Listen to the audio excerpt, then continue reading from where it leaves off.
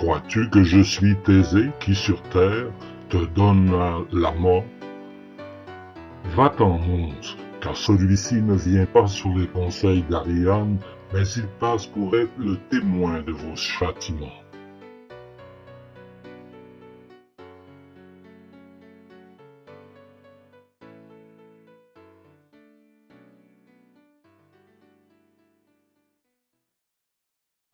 Cours le long du défilé et descends jusqu'en bas pendant qu'il est en furie. Tu penses à ce cirque qui est gardé par cette bête colérique que je viens de réprimer? Eh bien, sache que l'autre fois que je descendis dans ce bas enfer, cette plaine n'existait point encore. Mais elle trembla de toutes parts lorsque le monde entra dans le chaos. C'est à ce moment que la terre s'affaissa, ainsi que les hommes et les bêtes, dans la gueule grande ouverte du monstre du B20. Mais fixe les yeux dans la vallée et vois au loin les méandres de la Rouge, cette rivière de sang dans laquelle bout quiconque, par violence, fait du tort à autrui.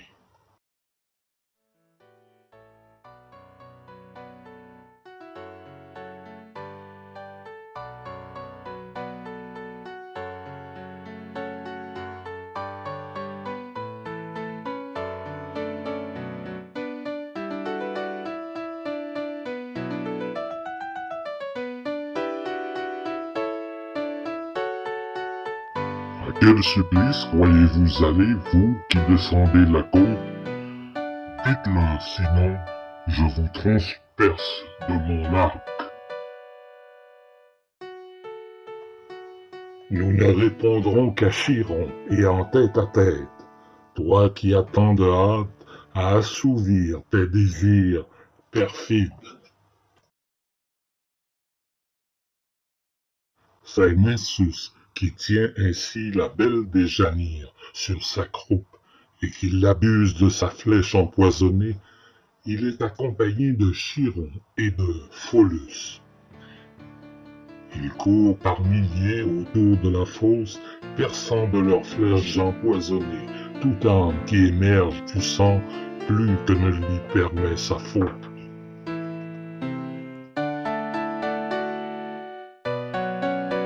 Remarquez comme cet hôte fait bouger tout ce qu'il touche. N'est-ce pas ainsi que font ceux qui vivent encore?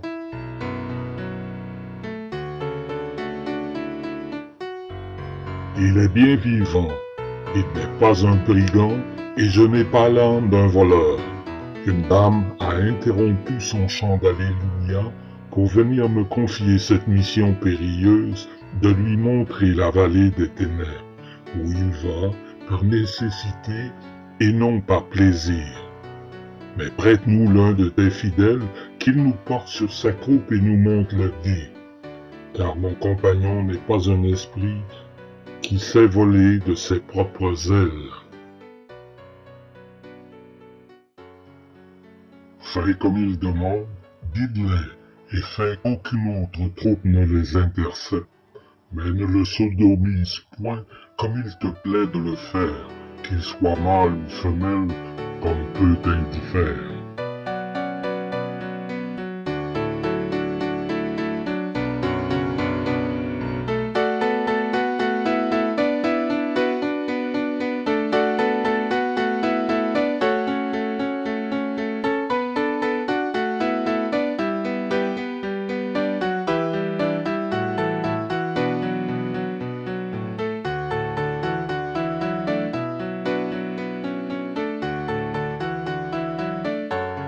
Ce sont les tyrans qui s'en prennent au sang et au bien de leurs sujets. Ici se pleurent leurs crimes impitoyables, ceux qui, comme Staline et Pizarro, supprimèrent des peuples entiers. Et ce souriant sadique qui ne se contente pas de violer le Tibet, Mao Tse-tung, qui se tape aussi des fillettes aux yeux bridés, cet autre à la peau noire est Idi Amin Dada, qui pour toute nourriture boit du noir.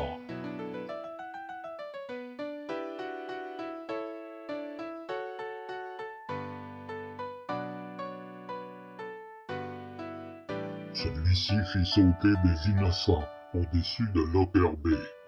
Il est ici avec ses semblables, subjugué par les mollahs, les fous d'Allah.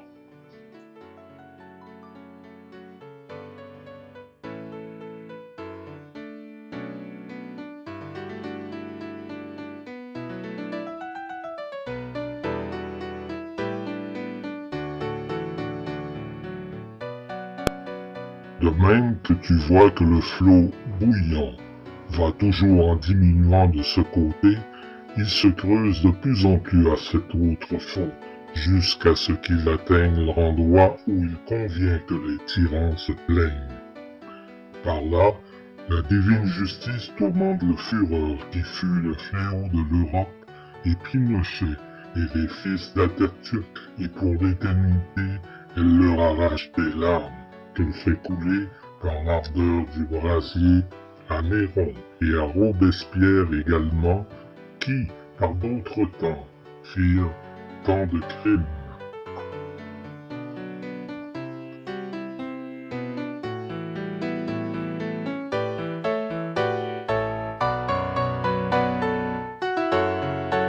Ces personnages ne sont pas directement responsables des milliers de morts Tutsis qui gisent à leurs pieds.